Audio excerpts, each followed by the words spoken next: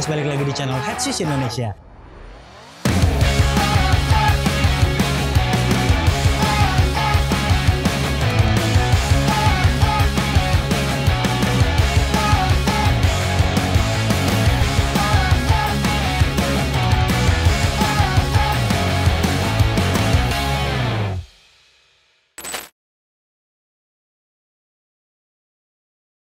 Halo Bowlers, balik lagi di channel Headsys Indonesia. Kali ini kita punya Nike Giannis Immortality 3 ataupun budget modelnya Giannis Antetokounmpo. Mereka sekarang punya Freak 5 dan kali ini budget modelnya sudah masuk generasi yang ketiga.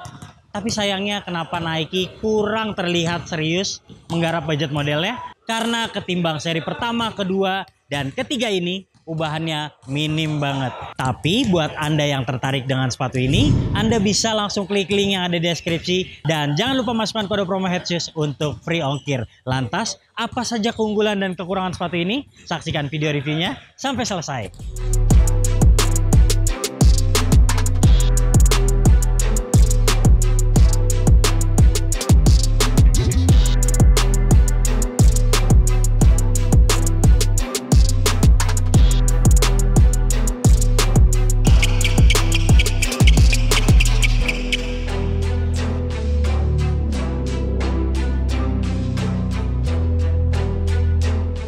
Seperti biasa kita bahas dari boxnya dulu, dan kalau dibanding yang model sebelumnya, ini boxnya beda warna aja. Yang sebelumnya itu warnanya biru, kalau sekarang warnanya hijau, kemudian logonya putih, dan Antetokounmpo di bagian sininya juga warnanya putih. Sisanya sama aja, bahkan plastik dalamnya juga polos, nggak ada logo sama sekali. Oke, lanjut ke sepatunya. Ini juga sepatu desainnya jiplakan 1 dan 2, jadi mirip banget, masih siluetnya mirip.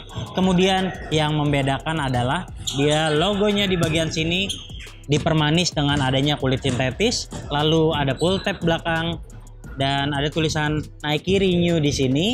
Dan seperti biasa ada logo juga di telapak, kemudian nama keluarga Giannis, dan di sini ada logo seperti GT Run yang berarti sepatu ini punya durability yang oke untuk penggunaan jangka panjang.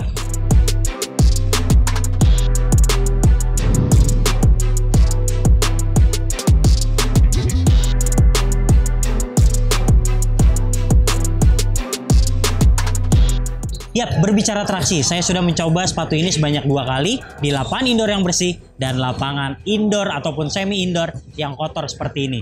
Traksinya nggak ada masalah, ini juga berisik banget. Jadi buat Anda yang suka cacit-cacit di lapangan, tentu menggunakan sepatu ini sangat menarik. Oke, di bagian depan ini juga untuk ngerem gampang banget, dan di bagian samping ini jauh lebih baik daripada generasi sebelum-sebelumnya yang mudah selip.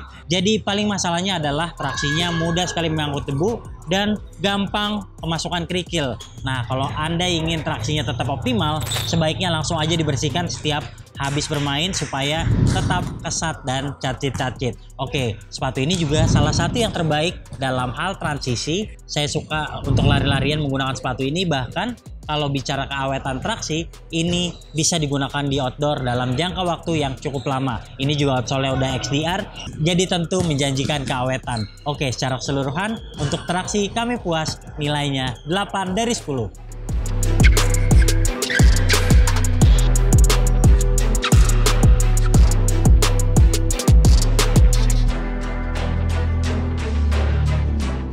Bantalan inilah yang mendapat ubahan paling signifikan. Jadi sebelumnya itu busa pylon aja keras banget. Di awal percobaan Anda pasti merasakan kesakitan. Tapi kalau yang ini sudah menggunakan Nike Renew. Emang sih ini bukanlah bantalan yang terbaik yang dimiliki Nike, tapi ini udah jauh lebih manusiawi ketimbang penerapan sebelumnya.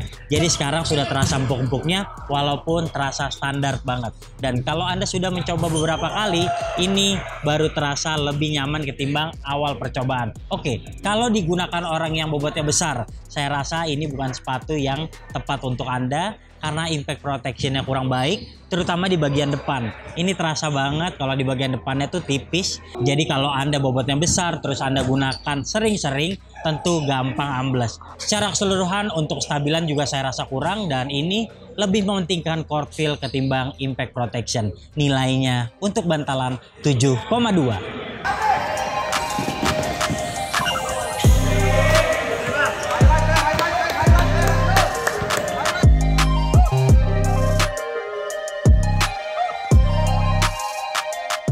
Bagi Anda yang tertarik membeli sepatu ini, saya sarankan Anda bisa memilih True to Size. Gak tahu kenapa rasanya seperti sedikit lebih lebar ketimbang Immortality 1 ataupun 2. Saya tidak membutuhkan waktu break-in lama, dan ini juga saya memilih True to Size ternyata tidak terlalu sempit. Jadi saya sarankan Anda untuk pilih True to Size, atau buat yang merasa kakinya lebar banget bisa upsize sedikit aja.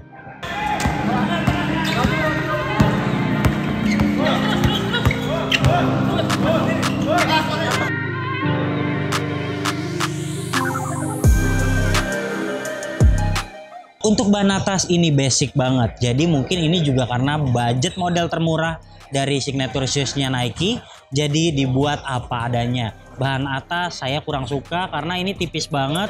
Kemudian kalau Anda ingat Yanis Immortality 1 ataupun 2, itu bahan atasnya gampang banget sobek, terutama di bagian samping-samping ini.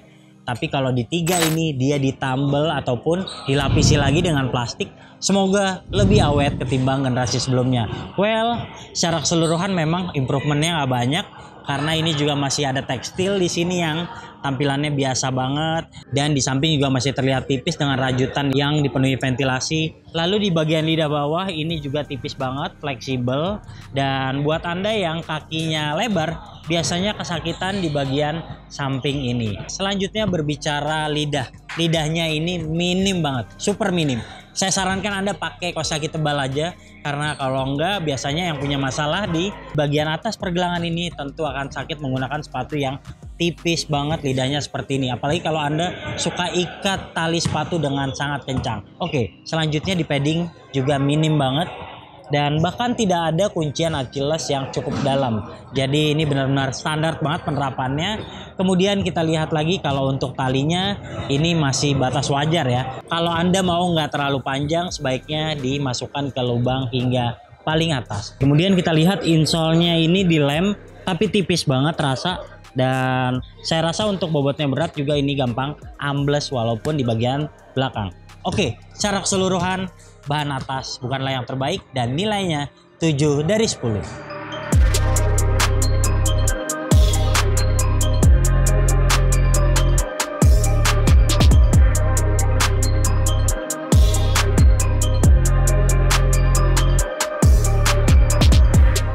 Terakhir kita bahas soal kunciannya, dan memang basic banget. Seperti saya menggunakan Nike Precision 6 misalnya, nyaman tapi bukan yang aman banget. Jadi itu containment di bagian sampingnya ini masih over fleksibel.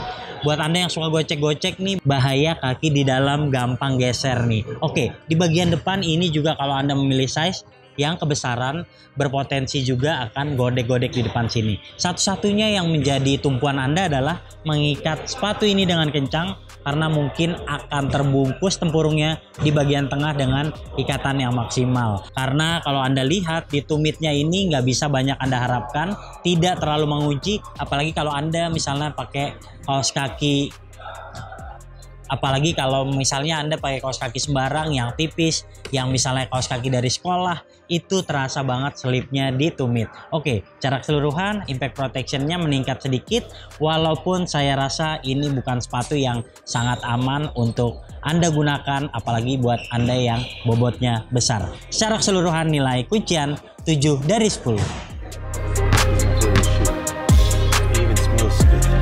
You know how a shoe becomes a favorite shoe? Obviously, I don't know if we can showcase this right now. We don't care. We gotta, instead of other people licking our shoe, you know a shoe, it's good when you smell that shoe. You think that shoe even smells the right way. That's how you know.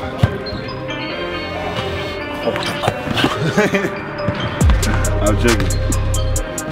Immortality 3. It's coming.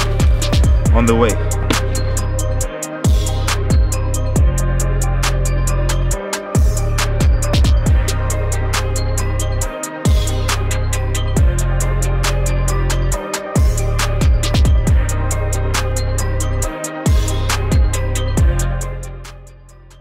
Ya, secara keseluruhan Nike memang menghadirkan Immortality buat Anda yang mengandalkan kecepatan, buat yang suka sepatu awet digunakan di indoor maupun outdoor dengan harga yang terjangkau. Sepatu ini beda banget sama signature shoes-nya. Kalau Anda punya uang berlebih, sebaiknya belilah Freak 5 ketimbang Immortality 3 karena memang ini sepatu yang benar-benar berbeda. Buat Anda seorang big man, saya tidak menyarankan Anda membeli sepatu ini yang butuh traksi bagus, sport feel-nya juga bagus, dan bobot yang ringan kayaknya bisa dipertimbangkan. Apalagi kalau nanti sudah diskon bisa di bawah 1 juta rupiah. Oke, secara keseluruhan nilai sepatu ini 7,3 dari 10. Jika Anda suka video ini jangan lupa klik like, subscribe, serta tulisan komen di kolom komentar. Main-main juga ke Instagram kami di headshoes.id dan headshoes.store. Sampai jumpa di video kami selanjutnya. Bye!